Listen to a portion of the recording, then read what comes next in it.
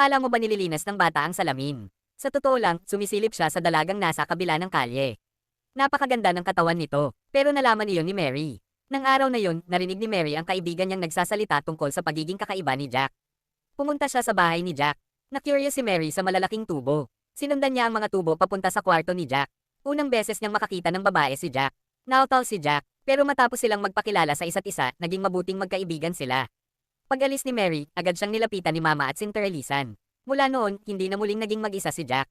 Laging kasama ni Jack si Mary, at masaya siya. Lalo silang naging malapit sa isa't isa.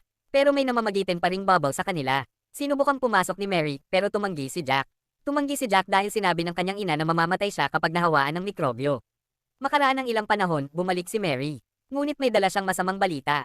Nililigawan siya ng kanyang nobyo at inalok ng kasal. Maingat na tinanong ni Mary si Jack kung payag ba siyang magpakasal siya.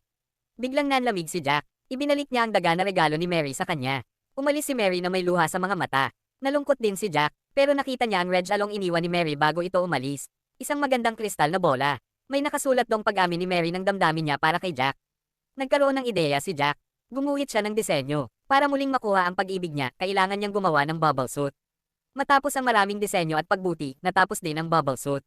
Sinubukan niya ito, pero sobrang laki ng bubble suit. Gamulong si Jack pababa ng hagdan. Pero matibay ang materyales ng bubble suit. Walang nangyari kay Jack, nag-effort siyang makalabas ng bahay. Unang beses ni Jack sa labas ng mundo. Sobrang saya niya, hindi pa siya makalakad ng maayos, kaya gumagapang siya. Pumunta siya sa hintuan ng boss. Gusto niyang bumili ng tiket patungo sa pupuntahan niya. Sabi ng konduktor, 500 ang bayad. Kahit may dala siyang pera, hindi niya ito makuha mula sa loob ng kanyang bubble suit. Nagpa siya si Jack na maglakad na lang.